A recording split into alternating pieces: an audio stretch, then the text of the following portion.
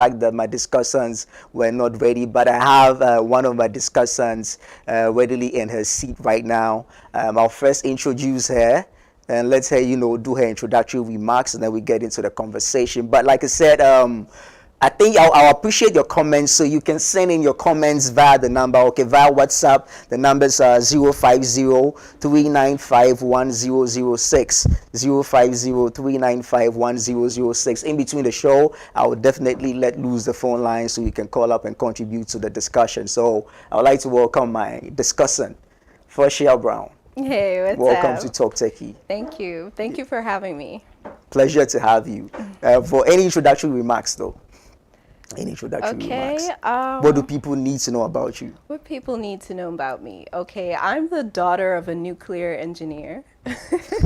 Awesome. That's like the first huge thing that people are like, whoa, that's really interesting. But the important thing about that is he's a Pan-African, and it's actually through his love of Nkrumah and Pan-Africanism that he found his way to nuclear science. Okay.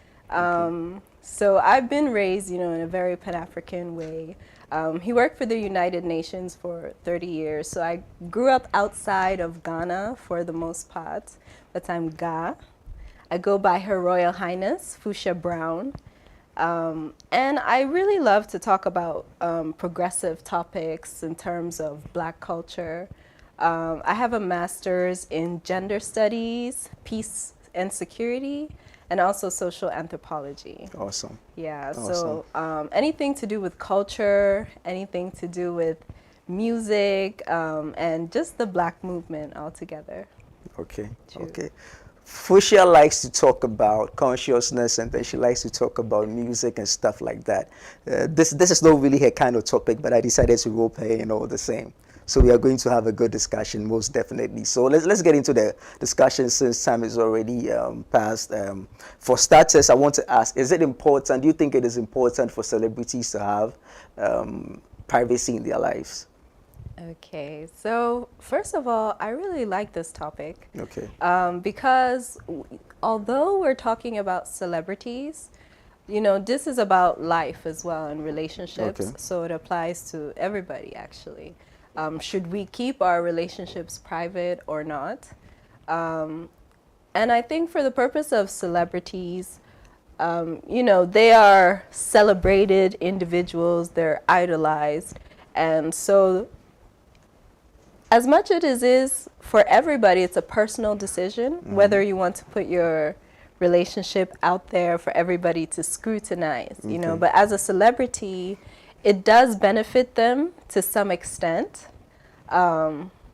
Most celebrities, you pretty much know who they're dating, Kanye West has made a lot of comments about, how important it is to know who celebrities are sleeping with, So in terms of that, it's a personal decision. It depends on their brand, Okay. How far they want to go. If their brand is controversy and conversation, the best way to get people talking about them is about their relationships, But if you want to protect, the people around you, your loved ones, the ones who you love, you're going to have some form of privacy around your dealings with your partner. Yeah.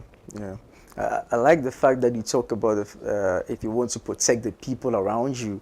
Personally, I feel celebrities, that's my take though, I feel they tend to publicize their relationships, and I think that when they do that on social media, I feel they do that for the likes, the views and all. Maybe there's something, getting the likes and the views also sort of propels their career to another level. I feel that's what makes them do it. Yes. And for that matter, I feel like it's your privacy not so, or is your privacy the least important thing for you, that you, for the benefits of the likes and the views, you want to put it out there? Yeah. Celebrities, it's really difficult being a celebrity, but some people feel like they deserve for it to be so hard for them because they have so much money, they have so many resources at their disposal, so it's easier for them to overcome challenges, which to some extent is true. But then, as you see in Hollywood, it seems to be that nothing ever lasts. You know, a lot of times relationships end after even just a short time span. So I think celebrities really do live in the present. It's always about the present moment, and you can't think too far ahead about, you know, what people are going to think if they, you know, you have to look for the drama in the moment, Yeah. you know. Let me ask again, what benefits can come from keeping relationships private in the public eye? What benefits Okay, can come what from benefits? Um, well, you know, you're out of the eye of public scrutiny. You know, it's very hard for everybody to be watching you, especially when you're in love or, you know, emotions are new or fresh, and everybody has a say on what's going on. So for that sake, if you don't want too much scrutiny, you want space to make mistakes, get to know each other, then you keep it private. So that's one aspect of keeping it private. As I mentioned, you know, wanting to protect those around you, yeah. even your future children. Yeah. You know, because look at Kim Kardashian. You know, she's had so many marriages before she had her children, Yeah. and one day she'll have to explain it to her children. You know, so that's also why it's important to have a private relationship.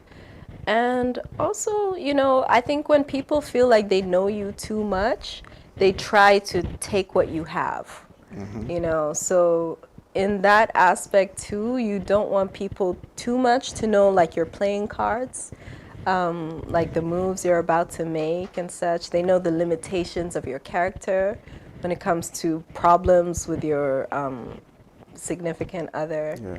So those are a few. There's many reasons, but as I say, it's a personal decision for everybody, you know. Yeah. Yeah.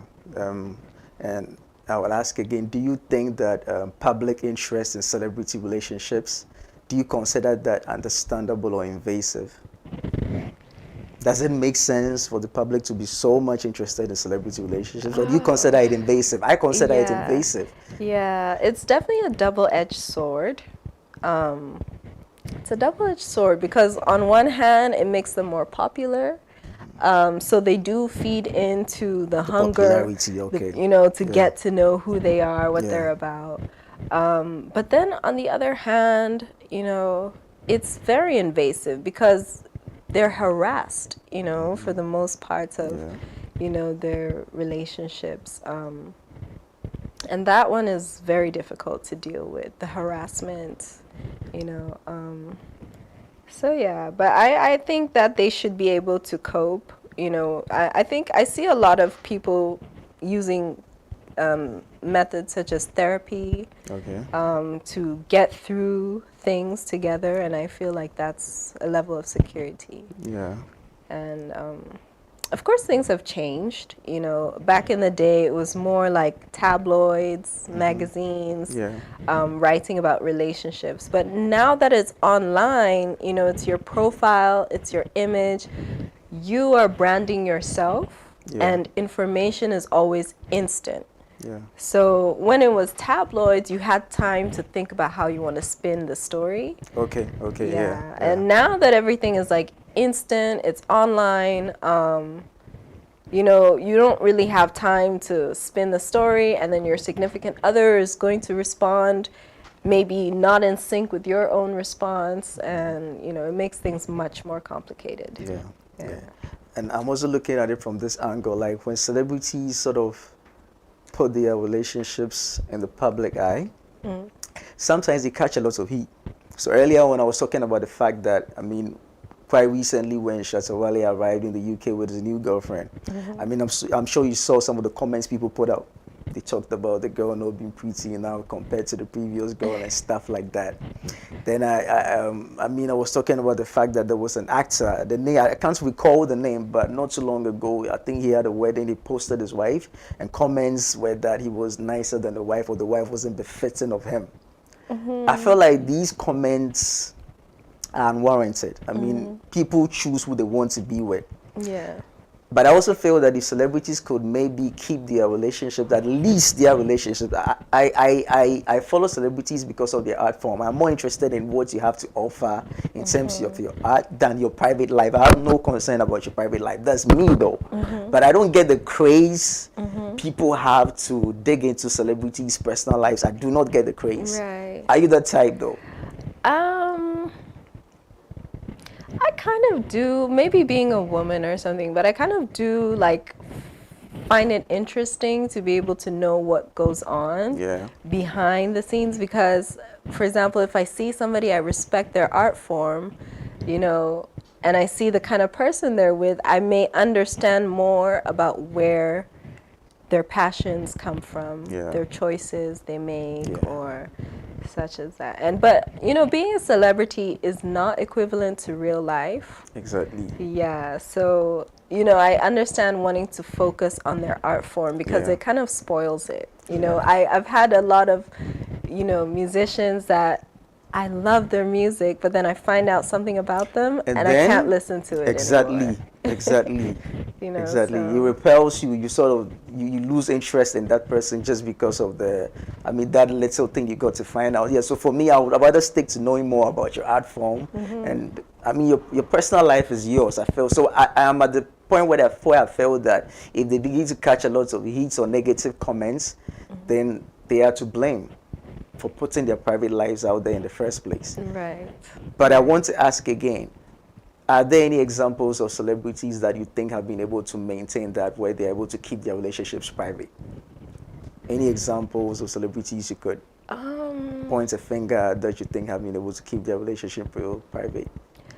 You know, I think there's like feeding the public on a need-to-know basis. For example, Stone Boy and his wife. Okay. You know, I think people have watched the evolution of their relationship from the beginning and to the stability it looks like on the outside now. And, you know, in the meantime, they've had children, you know, they've gone through a lot of chapters in life together.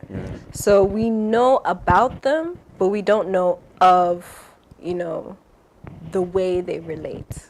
You know, so I think that's very successful. If you can openly tell people this is who I'm seeing, this is my intention with them, and people can also see it, you know, through you building a family with them.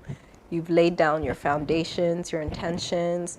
You know, you don't have side chicks on the side or something. So I think that's you know, successful when you give people need to knows, you know, but you don't have to like be filming yourself in the bedroom with your partner and this is what we're doing, or you know, that it's not necessary. Necessary, yeah. And then earlier on you were talking about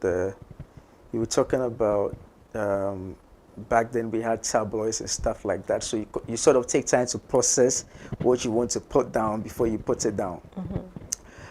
It makes me want to ask, do you think there should be ethical considerations when media outlets want to get into celebrity relationship stuff?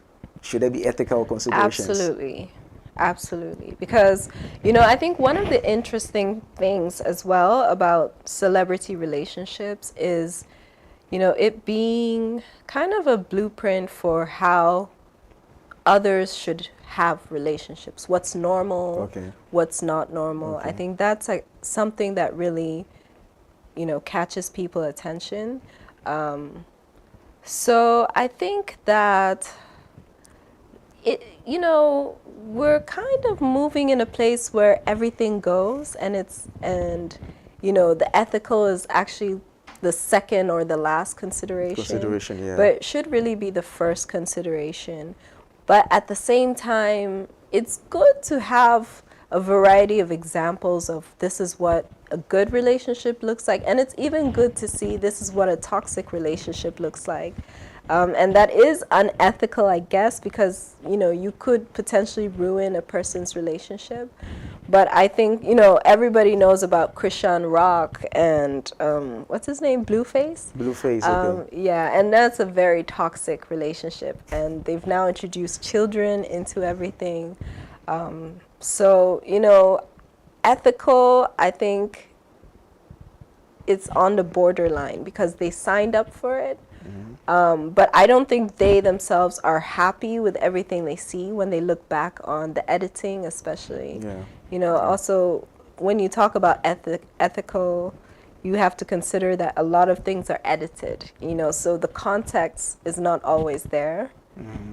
So I think that, you know, there needs to be more consideration on behalf of the media. Yeah. You know, Yeah. sometimes there's nothing there in the story, but they just like a picture of this and this person, and Yeah. it's like, Yeah. yeah. So For the media, I think like you were saying, just like if you juxtapose both the media and then the celebrities in the relationship, like you said, celebrities might be doing it because of the publicity it gives them. I think for the media too, they want to attract the same publicity, attract people to view their content. But let's dig further into this. What are some of the benefits of, or what are some of the benefits to celebrities putting out their relationships? What are some of the benefits they stand to okay. derive? Yeah. Some of the benefits is, especially if it's a good relationship and maybe people grew up not seeing examples of good relationships in their home, you know, so it's as I said, it is kind of a blueprint. So that's a main benefit. And also, you know, these people tend to be business minded and have good financial standing. So, you know, they usually partner up. So it kind of lets you see the business side of a relationship as well, that you can achieve a lot together, you know, by putting certain things aside and focusing on other things in a relationship. So that's another benefit. And also, like, it's beneficial documenting somebody's growth. Maybe somebody was brave enough to document how the relationship started, Okay. whether it was great or not, but Okay. So they you were get to see the evolution of the relationship. right. Yeah. Yeah. So that sometimes it's not perfect when you start, but it Yeah. can get to a better place. Yeah, accumulated experience helps. True. Yeah. True. Yeah, but okay, let me see your view on this. How do you perceive the impact of media scrutiny on celebrity relationships? With all the Oh. attention they get from the The media, how do you media is perceive? a beast. It's a That's the beast. word. Like they're so ruthless. They can say the meanest things about people. Like, you know, this person's ugly, you Yeah. know, and I don't know if they think that people won't take them seriously or won't, you know, the money won't hurt or something Yeah. like that. But yeah, the media definitely invites a lot of scrutiny, invites a lot of harassment, you know. And I think that, you know, the media is also very biased. Very, very. So you can be a horrible person and the media can paint you in a wonderful way. Yeah. So, you know, it kind of contradicts when something else happens, you know. Yeah. Or you can be a good person and the media just happens to portray you very badly. Yeah. And then it can, you know, ruin a person's self-esteem.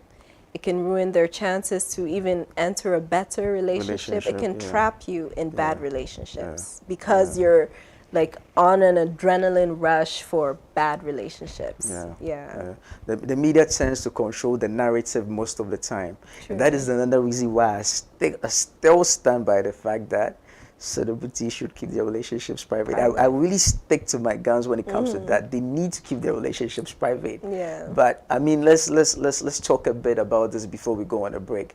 I'm looking at it from this angle. If a celebrity's relationship comes under lots of media scrutiny, for instance, and people begin to throw all sorts of comments out about that relationship, don't you think in a way it affects their relationship? I mean, we could look at Jada Pinkett and Will Smith, for example. The media are always spewing all sorts of narratives about the relationship. They say a lot of stuff about Jada, stuff is said about Will Smith all the time. Don't you think all the narrative that comes from people making all sorts of comments about the relationship, don't you think it could have a negative effect on the relationship itself? It could. It could. And for me, I'm most concerned about their children. You know, I think that's what makes them very careful about responding to the media. Okay. So I think that, when I look at their specific situation, they let a lot of stories float a little too much, and the stories got carried away. Okay. So that's another thing. I think it's important as a celebrity to actually address some of the rumors that go on, because, it turns out they weren't even in a relationship Yeah, all these since years. 2016, that's what I hear. Right, and it shows you just how scared of being there, coming out and speaking on true situation, and it's scary, and I think you don't want to embarrass your children, you don't want to put them in a bad light, and they're even saying things about their children, so it's difficult to be a celebrity, but we like to do that to them because it's like a little bit of an abusive relationship that the public has with celebrities. It's like, you have so much money, you deserve all the pressure, so For making all that money, the best we can do is give you some pressure for that. Right. So yeah, that's my take. I do believe that they deserve respect as every human being, and privacy equates to respect. Exactly. So yeah. But I mean, off of what you were saying that you think sometimes they should take time off to address rumors. You really think that is advisable? I sort of think that when you channel your energy towards addressing rumors, you kind of fuel the flame more. You give the media more. You give the media more room to further poke into the relationship. Don't you think so? By addressing rumors. True, but the public is, as much as they're mean, they're also intelligent. And I think that if we're looking back at this example, Jada Pinkett had a platform where she was addressing intimate and controversial things.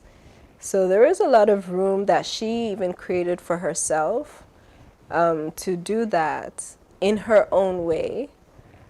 So I think it was fear that stopped her in this particular instance.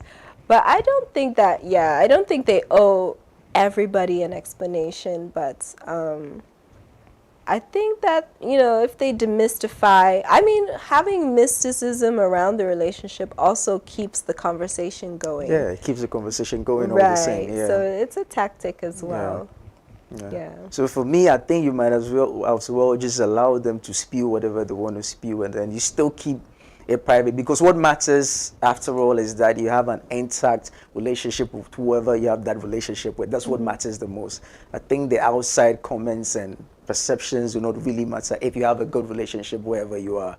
Okay, so we have talked for a while. We need to go on a quick break. When we come back, I'll activate the phone lines for viewers to call up, and then we'll basically wrap up the conversation and get into our next segment also. So don't wander off too far. I'll be right back.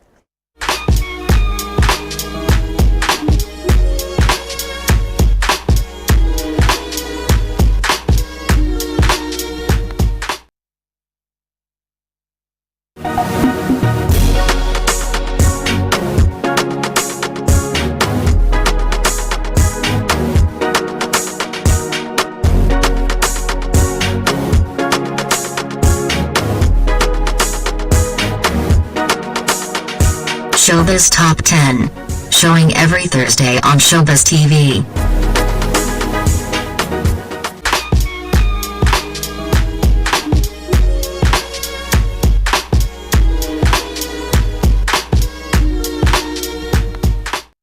Welcome back to Talk Techie. Straight away, I'll let you know the phone lines. The phone numbers are 030-272-9823, 030-272-9823. You can call up right now and make your contributions to the discussion we're having right now. Should celebrities keep their relationships private? Should celebrities keep their relationships private? That's what we are discussing on Talk Techie right now. I really appreciate it if you can call in right now and make your contributions, because we might be checking out of this segment pretty soon and then switch to the next segment, Talk Techie Unplugged. back to you, Fushia. Um, my next question: do celebrities? I mean, of course, they are celebrities. People want to know more about them. People want to dig into their lives.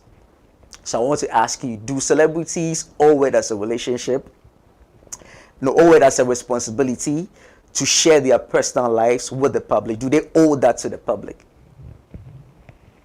by virtue of they being celebrities?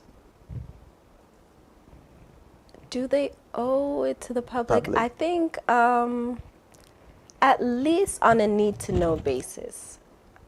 At least they need to humanize themselves. They bleed like everybody else bleeds. You know, that's an important part of finding audience empathy. So they don't owe it to anybody, but, you know, people, as I said, the audience is intelligent to a degree. So if you're too closed off and you're too private, it also doesn't bode well with your viewership. So you do want to satisfy, you know, the people who are watching you, are interested in you. But, you know, it's exhausting. It's just absolutely exhausting to consistently update people on the status of your relationship. Because yeah. as soon as you stop updating people, then the rumors come. Then you have to be like, oh no, actually we're not broken up, we're this or we're that. And it's exhausting. And it also always makes you feel like you have to have a perfect relationship. You can't make mistakes, and that also is not true. I think everybody needs room to learn each other and make mistakes, you know, privately, you know, so they don't owe anybody anything really. But, you know, it's just the nature of the business. Yeah. I think, you know, in memorial, it's probably always been like that. You know, every leader needed his trophy wife, you know, at his side, Yeah. just to show his levels, you know. Yeah, So yeah, it's always been that way. What strategies do you think that celebrities can use to balance the two, to balance the equation between their personal lives or personal relationships and then their public image? What strategies do you think they can adapt? Okay, strategies they can adapt are maybe, you know, to go into business together so that maybe if people are watching how your chemistry is, it's more like what you are offering them, and it gives you something to focus on that is slightly, you know, just adjacent to your personal intimacy. You know, so there's that. Starting a business together is a strategy, or doing something for a good cause together. You know, just finding things that are close enough for people to see you together. So I would also say that. Yeah. I mean, therefore, you're saying that when they show more of something that is a bit formal, when they expose something that is a bit formal to the public, I mean, it works better than exposing the really private stuff to the public. True, Okay. true. Like if you look at Jay and Beyonce, Yeah. they started making music together when the rumors started about the relationship. Dating and all so of that, it yeah. kind of like was like, oh wow, we're really seeing them together. But I like it because they've made it such a good song, and you know, it's that feeling that, you know, you want people to like your energy with your partner, but not to really know anything about, you know, what dates you take them out, what gifts. Hold you on. buy them. I want you to continue with that thought, but we have a caller. Hello. Hello, Yes, the name where you're calling from, please. my name is Godwin. I'm calling from Adenta. Okay, Godwin, let's hear you. What's your take? Yeah, I think to be a celebrity means you are selling your privacy. Okay. I don't think you can be a celebrity and still have that much of privacy. Okay. So if you understand what you are getting yourself into, then you should be prepared for what is ahead of you, because it's not easy. Okay. Living a life where everybody is watching you. Everybody wants to know where you are, what you are doing. Every single thing about you, people are interested in it. So it becomes tiring at a point. Yeah, but let me ask you, don't you consider that invasive on the part of the followers, those who love that celebrity? Don't you think it's wrong on the parts of the fans that they want to eat into everything that that celebrity is up to? I don't think you can say they are wrong, because I think they do it out of love and passion. Okay. Because you see people tattooing celebrities on themselves and doing crazy stuff. Yeah. So if somebody is that crazy about you to write your name on his or her body or tattoo your face or something like that, then you should know that person can do anything crazier. Something like following you, wanting to know everything that you are doing. Yeah. So it comes with it. That's what I think. Once you want to be a celebrity, you should know there's no privacy. All right. All right. And it's like eating your cake. And one more thing. Okay. I like your pundit. Oh, great. Very smart. She's a smart thinker. I'm happy you like it. It matters to me that my Thank you. discussions are appreciated. Okay. Thanks for calling though. So number to call up again is 030-272-9823. 030-272-9823. That's some props for you. For sure. Let's talk some more. I mean, based off of what he said, you think he's right? You think he has a point that once you become a celebrity, you are not entitled to a private life? I mean, you're selling. That's the contract. You know. I hear we have another caller. We'll drag this conversation some more. Hello, caller. Hello. Yes, name where you're calling from, please. Okay, my name is Monachi. Okay, calling from. Yeah, I'm coming from Bawi. Great. Let's hear you. Okay. Let's hear you, please. Okay, so actually, it depends on the celebrity. Yeah. Okay. It depends on the celebrity. Okay. Yeah. That's in terms of whether they they choose to keep their lives, their private relationships to themselves. Okay. Okay. Yes, because the moment you become a celebrity, okay, you've decided to sacrifice yourself. Right? Mm-hmm. You are now public. Everybody wants to know about you. And, there are some people that like to be discreet in everything you're doing. Exactly. So that's why I said it depends on the celebrity. If you're a minister, your relationship should be public because people should want to learn from you. People want to know what you're doing to make your relationship work.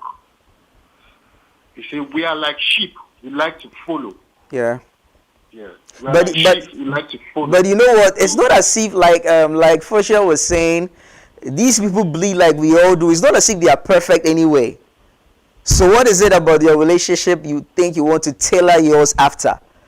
It's not as if they are perfect anyway, if you get what I'm saying.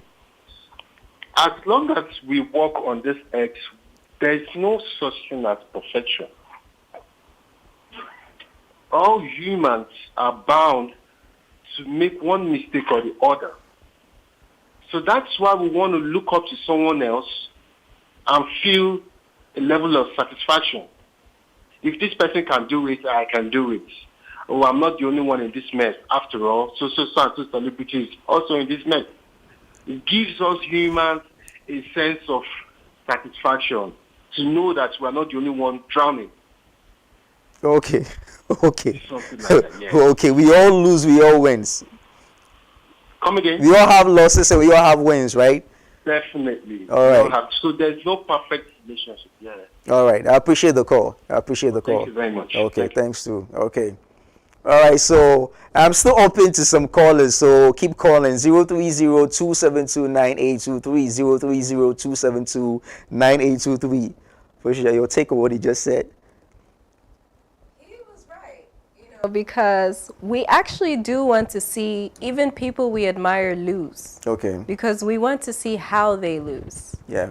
and how they manage their losses. Yeah. So he was right, you know. Politicians, we want to see how they lose and how they manage it. Yeah. You know, and we want to see transparency, we want to see honesty. And I think when it comes to a love relationship, you can almost guarantee it's something genuine about the person's life. So he was completely right. Great point. Great point. But I mean, back to what you said something earlier on, and I still want to use that as a way to contradict what the caller just said. Now, sometimes, these things that we see, these things that celebrities expose us to about their relationships, sometimes it's all make believe, right? Right. So why would you want to dwell on that, knowing very well it could all just be a facade you're putting on?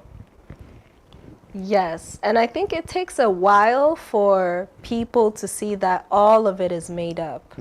You know, maybe a younger audience wouldn't quite understand that yet until they've seen more examples, and they all end the same way, and they all had you hoping, and you're now disappointed, and you know, so I think it just has to do with audience bases. You know, more of people's audience base are young people who don't really have such experiences in life yet. See, and that brings me Yes. back to why it could be very negative.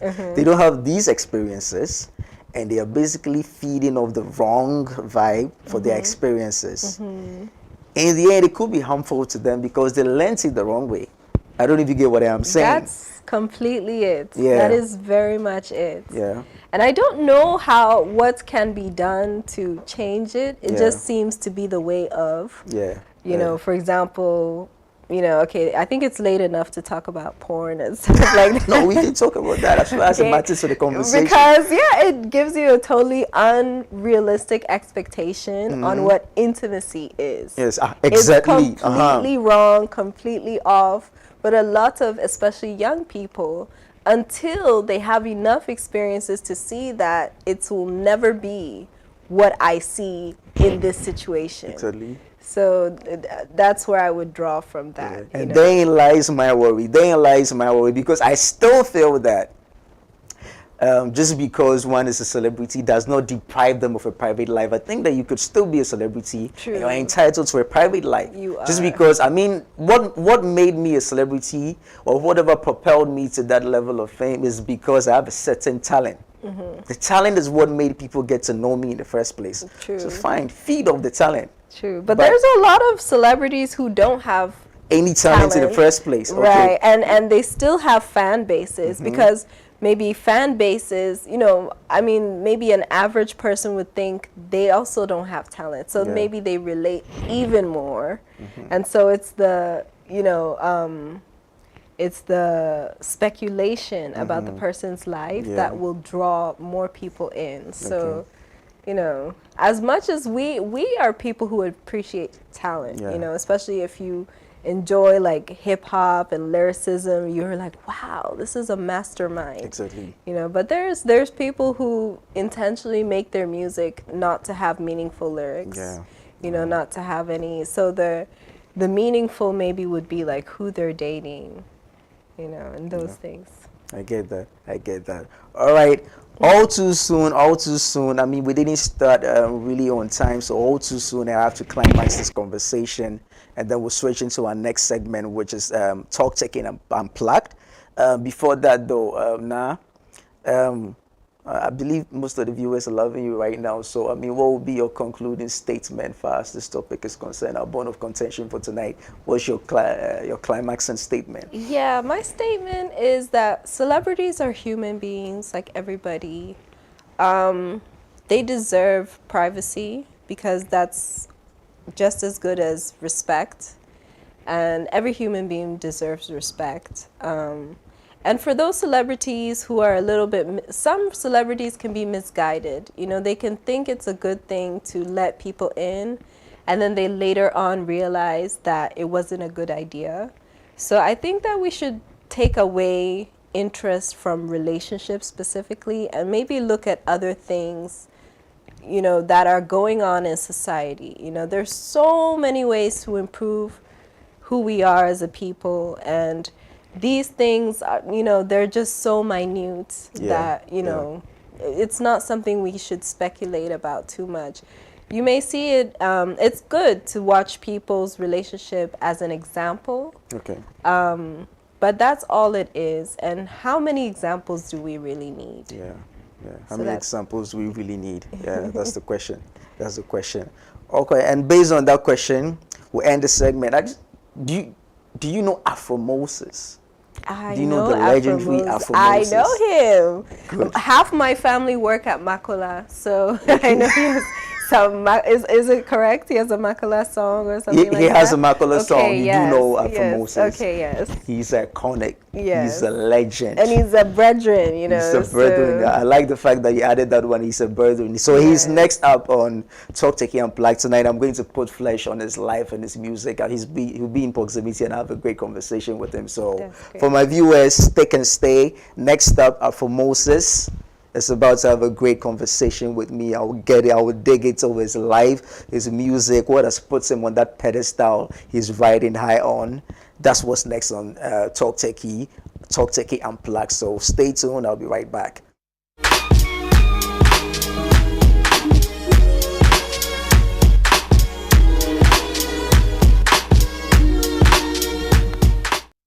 The Shobiz TV app is live on Android. Go to your Play Store, search Shobiz TV, SHOBIZ. Download the Shobiz TV app. Now open the Shobiz TV app. Tap on Shobiz TV live stream, which takes you to Shobiz TV Live. Tap on that, and you're set to watch Shobiz TV live all day and all night. Shobiz TV, beyond music. It was we for countryside.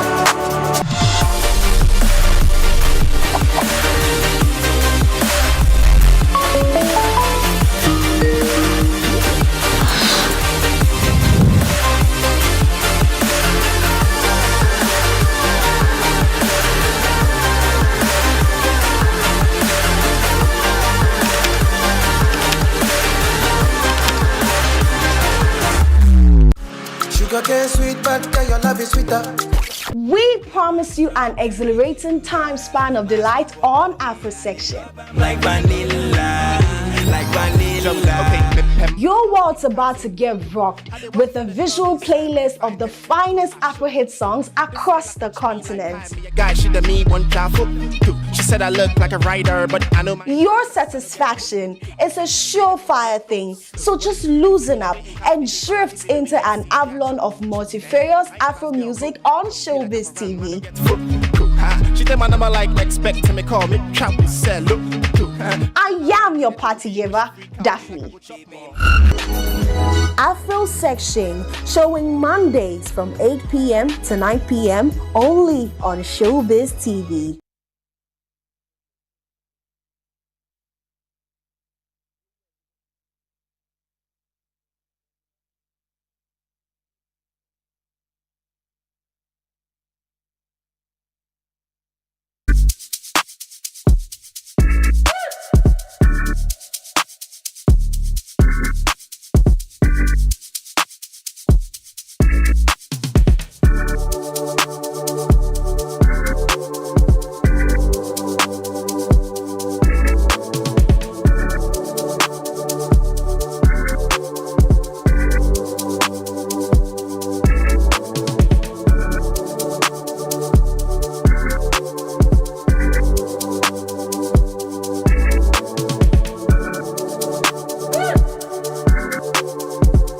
Threads or Twitter, feel free to request your desired songs to be included in our curated playlist.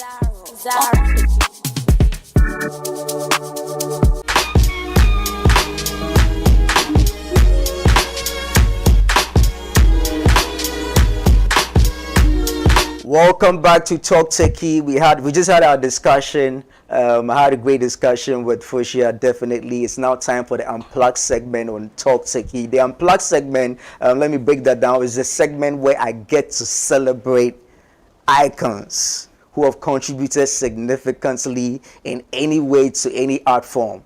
And tonight, my very first guest, and I'm proud to have him here because I grew up on his music. I've always admired the way he moves, his brand, his persona, and all of that. He's in the person of the iconic, the legendary Afro Moses. Afro Moses, welcome to Talk Techie. Thank you. It's a pleasure to have you here tonight. Like, I'm starstruck. I don't usually get starstruck, but tonight I am. So if I'm shivering while I'm talking, please understand me. It's an honor. Thank you. Thank you very much too for being here. So, I mean, let's get into the conversation for starters. There's a certain generation who don't know too much about you. That's the very, very young generation. For those who came up in my generation, you are everything there is as far as music is concerned. And I want to say this. I don't know. I guess this is cool. Do you guys know that for Moses sandals? You know that for Moses sandals? He's the reason why it is called Afro Moses. They have to know this. The sandals, that's the sandals you wore in high school. Yes. Yeah, he's the reason why it is called Afro Moses. It's just like having Air Jordans. Jordan has a whole shoe brand named after him. Afro Moses has sandals named after him. Impressive. Okay, so let's begin the conversation. Can you share with us your journey from growing up in Ateku to becoming the internationally known Afro Moses? Just share that journey with us. I was born the Asante Mampong Asem, where my father and my mother was living there, and my father went to Awasu to be a laborer, like working at the manganese, and they have the white campus, and you cannot go there. But when I was little, 3 years, I always go and play with the white children. They open the gate for me, and my father would be beaten and said, "Don't go there because he can be fired," Yeah. So then through that, I came to Ateku, Wasa. Okay. Wasa, where I started my education from Awasu, class 1. That's a long story. Yeah. But then in Ateku, I used to gather children to go to the refuge to pick cantons and pretend like a band, and I would be always the leader. Okay. And then through that, I've been singing like Matomuko Matonya Akatumatis. So you had interest in music very early? Yes. Okay. Yeah. So this, and then do you know Sky Radio in Sky Radio? Yes, I know Sky Radio. The director. Yeah. He used to be my drummer. So the mother always say, "Hey, akwara we dia mo hwe ni o beduru achiri." Even Accra, when I came here, I was the first small boy to come on TV. Wow. 1976. That's a milestone. Yes, with the El Dorados, where I was singing Agbajami Koko when Alan Cosmos they left. Okay. And then we were playing Kekes number 2, Kobra Yeboah, Nana Kobra Yeboah, that's Kwame Yeboah's father. Okay. Yeah. Okay. So during that time, I came to Takwa, and they were doing an audition. Okay. And I was not involved, but I went to the leader and said, "Can I try?" Okay. And they look at me like, I said, "Okay." So they play Funky Four Corners. When they played, I was out of tune because I haven't hold a microphone before. We used to use Manchi and milk chasing tune. Like, can you explain it? You poke holes into the milk container. Yeah. Yes, and we use like a mic. Okay. So when the guy struck and I went off, he said, "Come on." He struck the guitar. I said I should get in tune. When I got in tune, and I started dancing, doing like James Brown, and then the leader, Nana Kobra Yeboah, I said, "No, we're gonna take this guy, this small boy. We were going to do a biblical scene. Okay. They call the 10 Commandments. Okay. So I'll be the Moses from the infancy.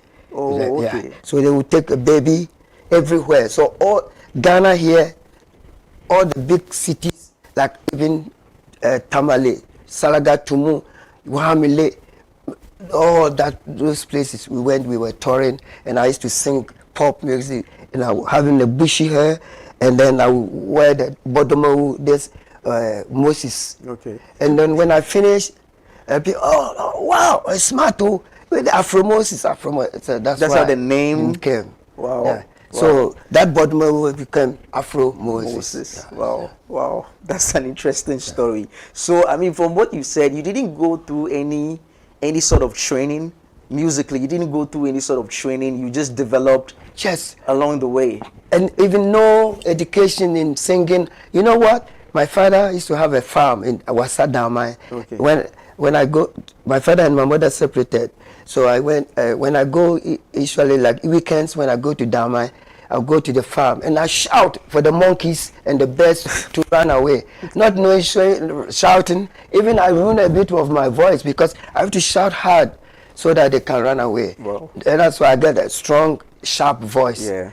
And then even going in Europe like this, I go to universities, conservatoire schools to teach them African music. Okay. But for me, I know the chords here, everything is here. Like, look at the children today. It has been there. We all have got a gift.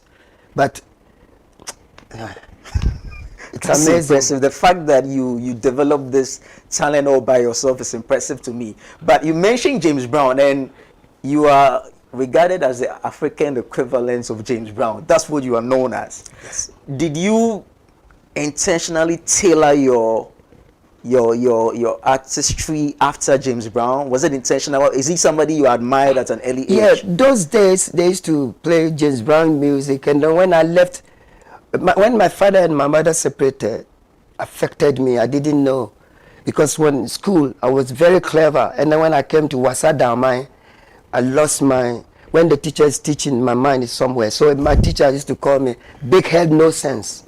Yes, and I know those the people from Dama would say, oh, they know what born. No money say me no, it's clever. Yeah. Okay. Yeah. So, even Form 4, people when we go to 6 March, people will come to my school and ask, is this boy? Because I would be the shortest and smallest in the class. That's it. So when my father and my mother separated, it affected me. Later on, some power came to me. I went to Takrady. I ran away from home to Takrady. Okay. It was my uncle. And so I was schooling at Axim Road. Okay. We were they call us Pass Norway. Yeah. We were the first 1973 or so. Okay. That's those days, that when we were on break, I would gather the children and I'll be dancing like James Brown. Okay. So sometimes they make late at home, at school, and then they have to give me lashes at my back. So I suffered a lot. And that's where they used to call me, hey, James Brown, for James Brown. Because that time when I see the movie or whatever, in the TV, dancing, I can imitate exactly. Yeah. And that's where I got that name. Awesome. Awesome. You are also known, I mean, we'll start showing some videos pretty soon, some of your performances. You're also known for your energetic vibe on stage, those quirky performance styles. How did you develop that unique style? How did you develop it? Because your stagecraft is really unique. Yes, I think naturally I got some, even everywhere I go. When stage is my place, I'm very shy guy. When I go, sometimes when people are sitting, I can't even pass. I should vary. But when I jump on stage, I'm a different person. Mm-hmm. Especially when I meditate and I go to the stage. Some forces, good forces enter me. Sometimes the instrument, I can play about 20 or different instruments. So nobody taught me. Yeah. So when I record myself, sometimes I watch myself. It's like, if you tell me to repeat, I can't. Something come through me, especially when I'm on my alignment. Okay. But when I'm not, I don't. Then it sounds crazy. I don't even like to see. Yeah. So. Yeah. Okay. I feel like we need to show some visuals of you so that we talk about the visuals based on what we see. So, Afro Moses has achieved a lot of milestones. He's basically the first Ghanaian to achieve a lot of milestones, and I'll be going into them, bit by bit. For starters, though, Afro Moses won an originality award in Denmark with his Makola song in 1988. Please help me with the visuals of that, and then I'll get into that conversation. Please help me with the visuals of that.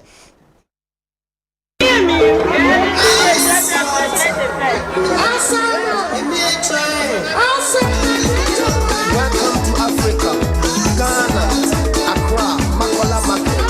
So when you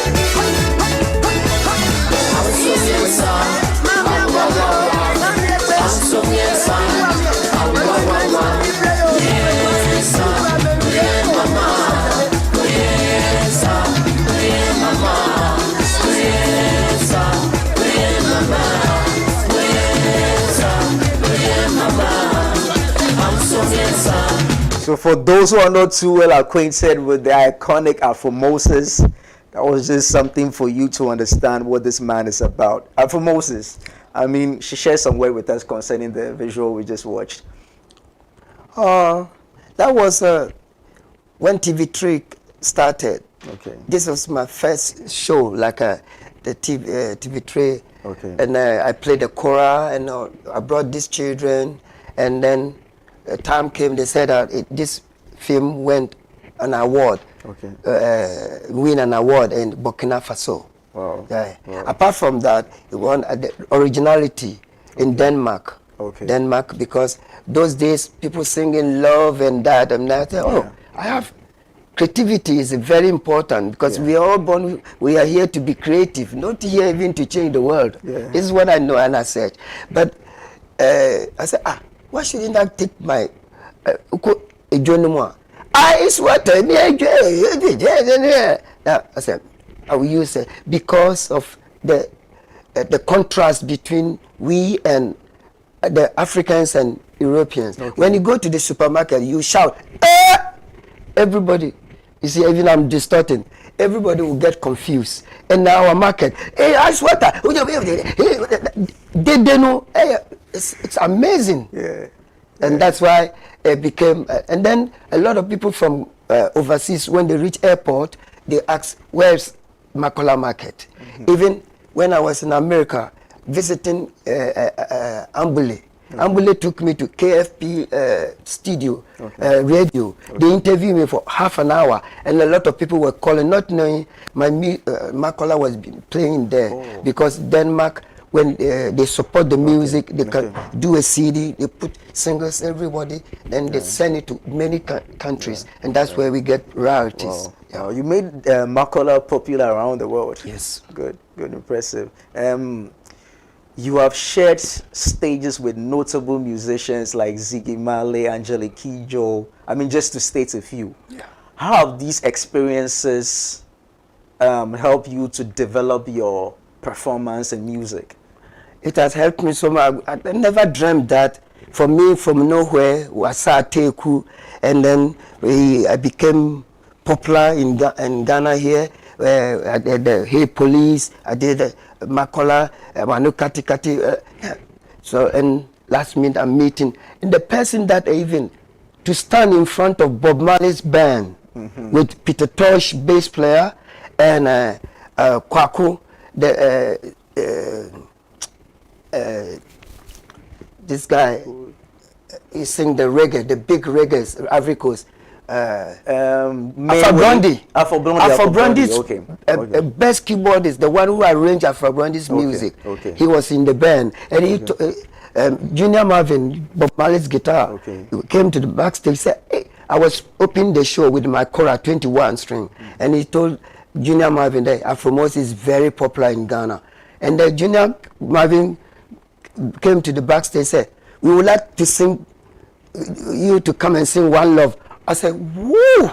Even I was too excited that when I was singing, I didn't know where I am. For Bob Marley's band, 2006 at Emo Theatre, the crowd would go. Even someone uses a camera to record that.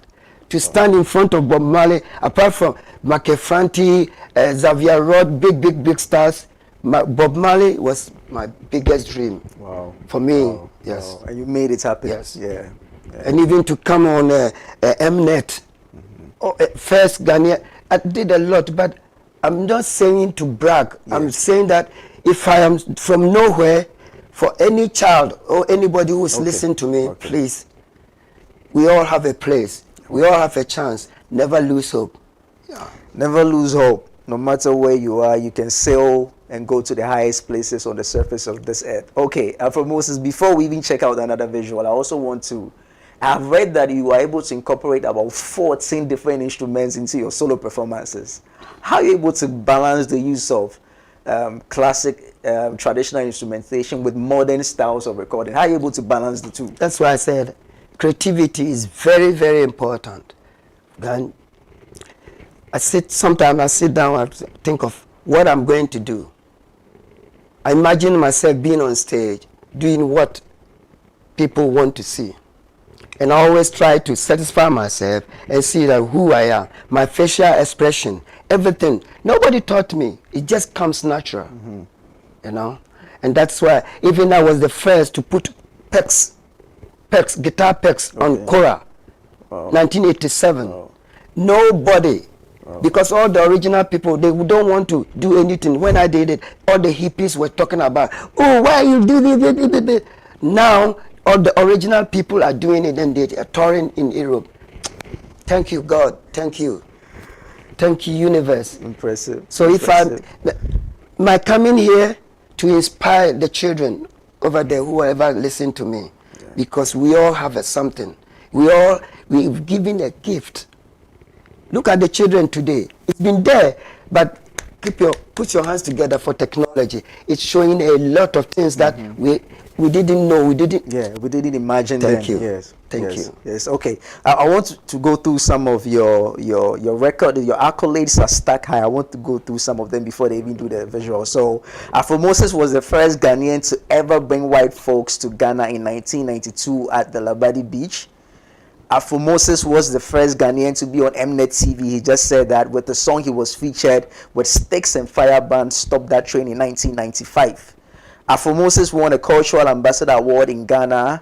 That's the Accra Award in 1999. Afro Moses Band was the first African band that got featured in the 2000s Olympic Games in Australia. Check those facts out. Afro Moses got the award of honor in 2002 at the Phantom from Music Award in Ghana. Afro Moses was the first Ghanaian who was involved in the best short film titled Inja. I was looking for that film. I couldn't get it. I really wanted to check out that film. You have? Okay, yes. Okay. Well, I'll get that. So, and that movie was nominated for an Oscar award in USA in 2003. Yes. That is remarkable.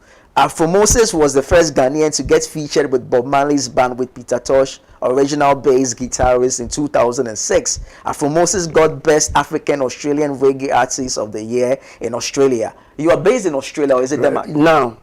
Before I was here, I left here in 1986 with Willowme. Okay. So, production team, please help me with another visual, and then I'll let Afro Moses talk about that. Let's put more flesh on his life and music.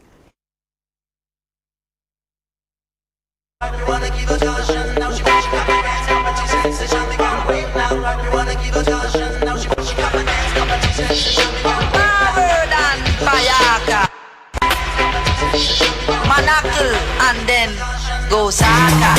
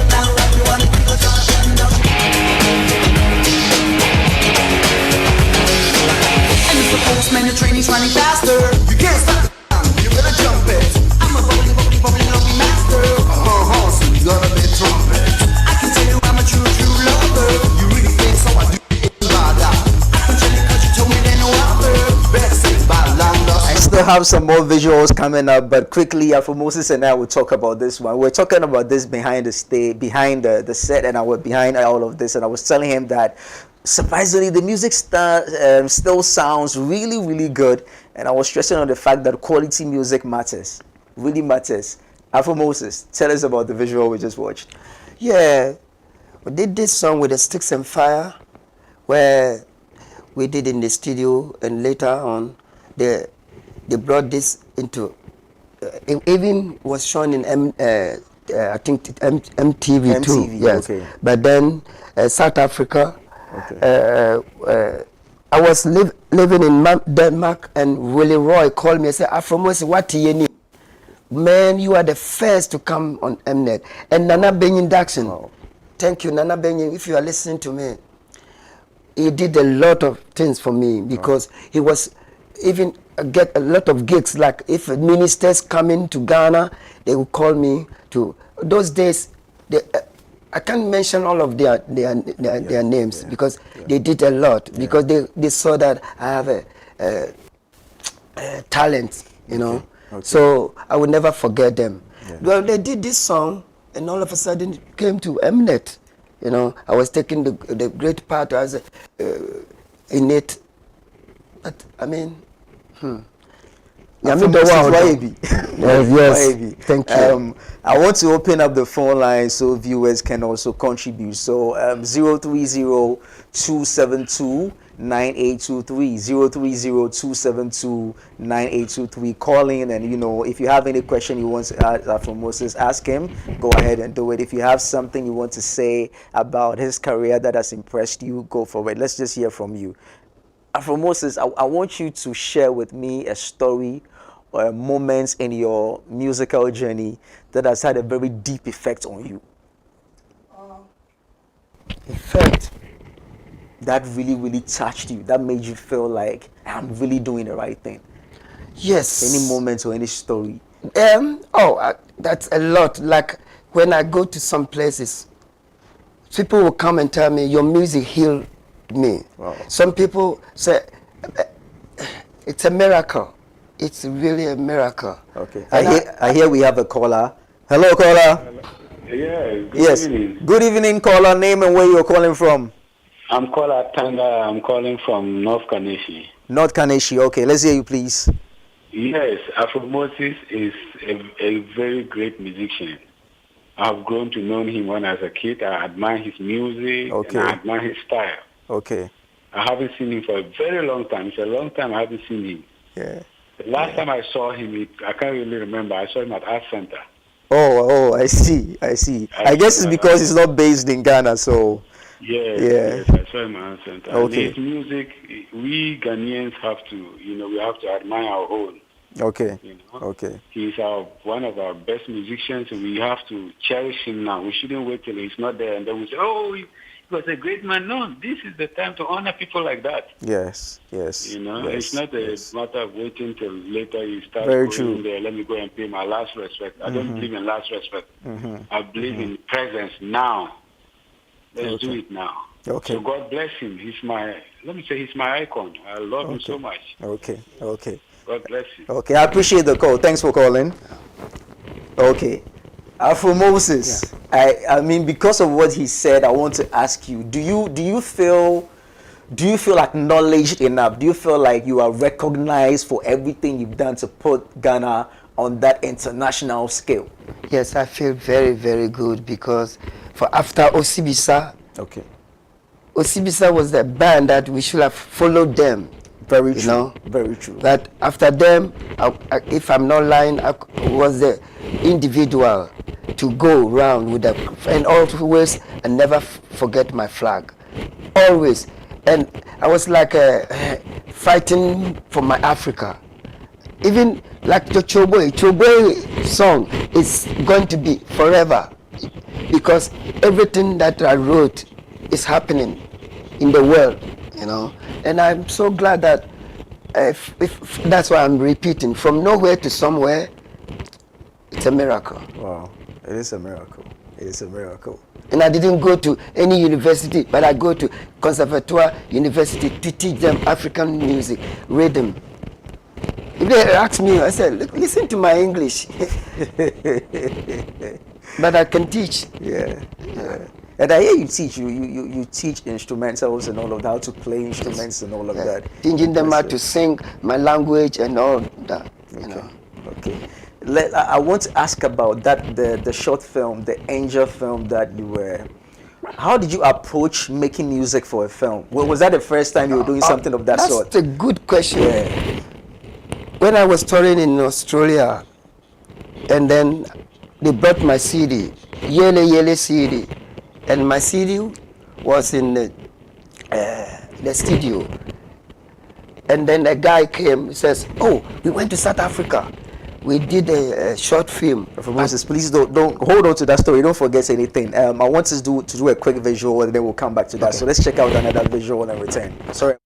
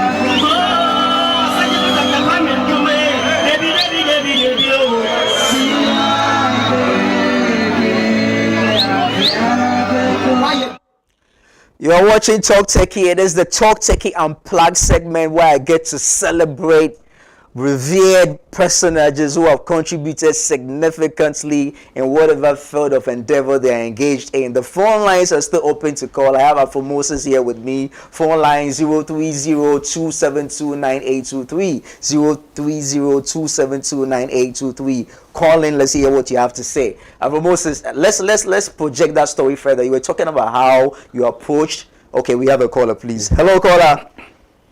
Hello, good evening. Yes, good evening. Name and where you're calling from. My name is Linda. I'm calling from Kaswa. From Kaswa. Great to hear from you. What's the word? Okay, so I'm so excited. I'm watching TV right now because it's been great. It's been amazing watching our superstar, Afro Moses. Growing up, we had music, we had sounds, but watching our star on TV right now, it's a relief. Ghana is blessed. We need to appreciate our Nana Nyamisha. I'm happy to hear that. I appreciate you for calling, okay? All right, sure. All right, stay tuned to Shobiz TV. Okay. Phone lines are still open. Call up. So, Afro Moses, let's get into the story. So, you were talking about how you approached making music for the short film Angel, which got an Academy nomination. Yeah, and then they said they recorded the film at South Africa, but they didn't want to pay copyright. Okay. So they said, oh, Afro Moses will come to the studio. That I was new, no. So I came and they said, the guy is called Steve Pavosky. He said, can you watch this film? We want to create a music. I said, okay. I watched the film, and all of a sudden, the message that came, because it's a racist film. You have to watch this film. It's only, I think, 17 minutes. Okay. Yes. I will check it out. You have to watch. It's a racist where they train a dog in South Africa to chase black people. Okay, I think the apartheid era. Very good. Okay. So when I watched, I said, this is reap what you sow. So I composed a song. For me, Sorry, here I have a call. I really want to get this story straight. Hello, caller. Hello. Yes, name where you're calling from, please. Yeah, my name is Nana. I'm calling from Cape Coast. Okay, let's hear you, please. Yeah, so I want to say a big thank you to Afro Moses for the memories he gave us during our childhood. I remember the very first edition of Panam Fest. Yeah, Panam Fest in Cape Coast. Okay. Yeah, I had the privilege to witness his performance. I was a kid, so it was quite amazing. Like, his tunes are original and he's just awesome. So I like to say a big thank you to him for all that he did for us during our childhood. Okay. And I remember his association with, I think, Agro in Cape Coast. It was also a very good time. Okay. And I loved him. Okay. To him. Okay. He's definitely awesome. Thank awesome. you. Okay. Before we get to another caller, Afro, into your story. Yeah. Where I reach. So you were talking about, you saw the movie was very racist, and then quickly you got some ideas. And then I said, reap what you sow. Then they said, wow, you are incredible. And then they created the music with 5 people, guitar, bass, and then I started, reap what you sow, reap what you sow. It's your conscience. Then, boom, I played the kalimba and the mbira. So they start with the mbira, and in the middle of where the dog was chasing the boy on the bike. Okay. And they reap what you sow. But no wonder. Then for me at the studio they brought us a sandwich. Okay. We eat some sandwich, and me, I didn't even know what is a contract business, and I didn't even sign anything. Before I came to Ghana, my ex-wife called me.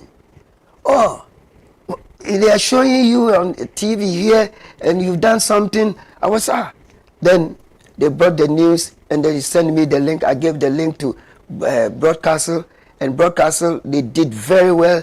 They put it, and then Takwa Benzimia, where I started my music career. Benzimia, pickups director. He gathered children going Takwa Chrome. It was so amazing. Yeah. So, but that thing projected me a lot. But I didn't get nothing. Yeah. But my name, everything. That's why. So today you are not getting any royalties from that? Royalties because I wrote the song. Okay. But if I have signed contract, I could get so there was no official contract Yes. put on paper. Yes. Wow. Yeah. Wow. And at the same time, another guy came to the studio and he saw my yelly here. And when I need, I with the same fusion jazz. So they came to the studio and they did a show, another film in South Africa, where it's called Cape of the Storm. Okay. All the songs in the Cape of Storms, I was we're going to Sydney one day, my ex-wife, big screen. My ex-wife heard my voice. Oh, this voice is yours. Well, I said, no, I read the big screen, all the songs on that. I sang all in the studio. Wow. And I played talking drum. Wow. And also won a nominee in 2006 Opera Award. Then I saw all these big people, musicians in Australia. So it's like anyway, when I was 7 years, I got a vision, not a dream, that I'm standing in front of 1,000 people singing. Okay. So sometimes when I'm out on stage, the crowd is like, you know. Okay, let's just do one more caller because my time is limited and I want to hear so much from you. So our last caller for tonight. Hello. Hello. Yes, name where you're calling from. Name where you're calling from, please. Please, my name is Clement. Okay, calling from Madrid, Ghana. Okay, let's hear you. Please, I'm so glad in this night to hear this our grandfather voice here. And this Shobiz TV have very, very trying for us that we didn't reach those time for our grandfather. Okay. Then I'm so happy in this night to hear Okay. this our grandfather, how he developed our country, Ghana first. Okay. God so blessing him. All right. Thank All you. right. All right. Yeah. Okay, we appreciate the call. Okay.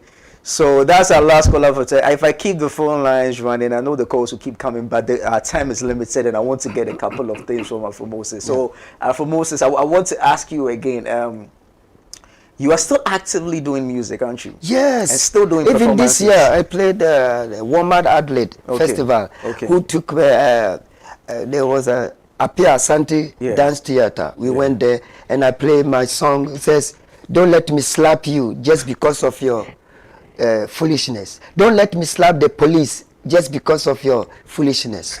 And that's the reggae I sang. And then we did the show. Everybody loved it. We're all from Ghana. It's only one person from Guinea. And then we played at Walmart Adelaide. It's a big one, the World Festival. Let me get into more current issues. Now, first of all, are there any current artists in Ghana right now that sort of remind you of yourself when you were coming up? Which young talent? Episode. Oh, episode. When I see episode, I say like, wow. I can. It's like my. You see that semblance of you and him. Yes, wow. yes, wow. yes. Have you connected with him though? Yes. He called me. It's my godson, like you know, like Stoneboy, my godson. Wow. You know. Wow. Yeah. So episode is somebody you really see yourself. Episode. in. Yes. Wow. Yes. Wow. Are there any plans to put a song Of course, together? we're going to. I can't wait to hear that. I've been even inviting him for Saturday. I'm doing a big show. Okay. It's called the life of the spirit of Hugh Masekela and Mactonto. Okay. And then at Plastru Tretre, where I'm inviting Smartin Cancer is coming to sing. Okay. Akosia Japan, Okay. Bessa Simon, Atongo Zimba, Sherifa, and more. And my son. It's going to be really, really amazing this Saturday. Plastru Tretre. Okay. Book your ticket. Wow. Well, let me also ask you, what is your current thoughts on the Ghanaian music situation now? I mean, looking at the fact that high life music, our authentic traditional high life music, seems to have diminished in comparison to, I mean, the likes of the Afro beats and all. What's your take on the state of Ghanaian music? Oh, do you accept the fact that we've sort of lost the significance of our traditional high life music? Yes, because the identity is missing. Okay. And that's what. But don't blame the children. Okay. Because I will always say this. Even the DJs, if they don't like it, I'm going to say the DJs during our time, they will play 95% of foreign music. You know. Okay. And then during your time, yes, 95% foreign music. And then recently, every year I come here, only 4 years I have not been here. Now I'm here.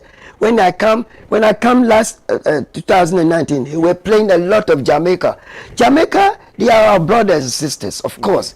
But if you play more of that, the child is going to imitate and do it. They are very, very good. And then later on, they say, "Oh, why the people are going Jamaica?" It's you, the DJs. because what you play, every child needs inspiration. Even you're watching everything. It's your father, mother, what you are doing. So don't blame the musicians. If you want to blame yourself and say, wow, because I don't blame the DJs, because if government is so strong for our music side, I'm talking about the music side, and they'll say no, because many years ago, Zairian government seized foreign music, so they play. So that's why when I was touring, I couldn't see any band apart from Kanda Bongo Man. Wow. Yes, because the government put a strict warning. Yeah. There. But here they didn't have, so they do whatever, and the children copy. Right now, don't mention anybody. If some of the children singing, you might think they were from. They do it exactly. Sometimes when I hear, wow, who is this? It's from Ghana. But they don't sound Ghanaian. Yes. Okay. Yeah, because they are they can imitate very well. Very well. Okay. Very, very well. Okay. Okay. And so if they have played like African brothers music or all the local music, they will develop it, and now we will get a style. Okay. Like Nigerians get a style now. When you hear Nigerian music, the broken alone, you hear that, wow, this is what we need. Okay. That's why I won't put them down too, because like Black Sheriff, he divert everything. Or comfort the Qualia. Okay. He came, he said, wow, I'll divert this into this. Okay. But because, our Ghana, we are very religious. So if you call yourself comfort, then they have to separate you. Maybe I'm some come and say, engineer bono comfort them, South Junior bono chapel them. And comfort or car or dasam, yes, so car or dasam. But so you think we are running away from our culture? We are deviating from our culture. That's it. And you think that the DJs are also to blame? The fact that for us losing the significance of our traditional music, the DJs are to blame for playing such music. And then the same time, I don't blame the DJ. I want the government to come in to our musician union, cause guy and all that, to be stricted. If anybody does anything, you'll be put into prison. If you chop somebody's money, you put into prison. So every system in overseas, we never go. Nobody is going to a shop and say, "You play our music, I'm going to collect the right." No, that is not done anywhere. So I'm pleading so our government could listen to us and take things serious to the musicians, because they are doing in Senegal. They are going. The government is supporting. Many countries, they are doing a lot. So the government can help and put a strict into our business so that we won't die with poverty. Okay. It's a very important thing. I really have to check out, but I have two very important questions. I can't let us wrap up the show without asking. First of all, I want to know, how would you want to be remembered? What legacy do you want to leave behind? What impact do you want to make when all is said and done and you are love? Because love is the most biggest. I've been always saying love 30 years ago, that we should educate the people, teach the children love, not fear. It said, "Oka se mi sro nyame a," I said no. Because me really, really love myself. I will never do anything bad against anybody. See, our dog casina, who ye be people who are doing me no, who chiti will be over doing me no, or dog, a who dear, say Miss Rowa, me pickle, oh, me, I mean, Miss Rowa, and I come with me. And I'm a now, but me dowa, oh, bra, and me trample me need you, boame. Because a dog, no, and teacher for, school for, pastors, whatever. Let's teach our children love instead of fear. Because fear can diminish our creativity and everything. My last question, what sort of guidance or advice would you give to upcoming musicians or even established musicians who are looking to achieve the same level of success you have achieved? To stay strong with love, and then think more positive. Don't let things bother you. Just go. Just dream it. Make it like a movie. You don't grab it, because when you grab it, it becomes different thing. Yeah, make it like a movie. Imagine yourself, you are there. Imagine yourself, you're going to interview. Imagine yourself, you are standing there, and it will come. Yeah. Attraction, positive attraction. And sometimes too, I want to say this, I talk with passion. Yeah. I'm not angry. And sometimes, some years ago, I came on TV and I said some things people didn't like. So I lost some of my friends. They say, oh, I don't like him. Okay. Please forgive me. I am very humble, but I talk with passion. And the search, I search myself and I see a lot of things that, ooh, wow, I'm glad I search myself. Until now, se me kasa me into you, be because oh ye niamo, me ye niamo, Miss Samo. Mo fam monitor manyan kufu mo do mi nyina no asem bia mbeka ya ye bone no mo fa nche me na mo say the epani ye nyina ye pani ye. Thank you. Afromosis Shermo. Lastly, I mean, what else should we expect from Afromosis? What's next in your cap? What are you releasing some new music soon? Yes, even another one coming says intimacy. Okay. Intimacy mean my twist and into me you see. Nice. Into me you see intimacy. Another one is coming ignorant. Okay. And another one says I love my Africa. Okay. I love my Africa. I say love my color. I love my color. Okay. I love my color. I love my color. Because our color is so beautiful. Okay. So we have to maintain. Okay. I've had a great time having the discourse with Afromosis. I really enjoyed my time. The only problem is I wish I had more time to, have this discourse with him. Unfortunately, my time is up. I really have to check out. I'll see you same time next week, 8 p.m. to 10 p.m. Talk Techie will be here. I'll be bringing you the various segments. Just keep watching this show. There's so much more coming on this show. It's been a pleasure and honor having Afromosis here with me tonight. Afromosis, thank you very much for showing up. Thank you very much. My message is the best gift you can give to your friend, your mother, anybody, find a way to be happy yourself. Amen. On that note, I really have to go. See you same time next week. This is Shobiz TV Beyond Music. I am out.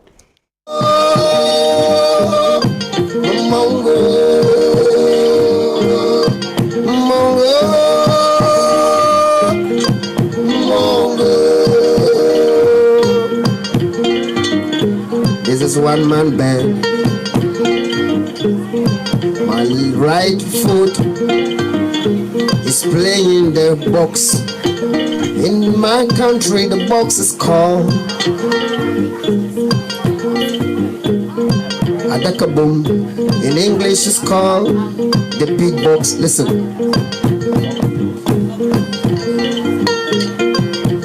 And my left foot is playing the snare. It's like it.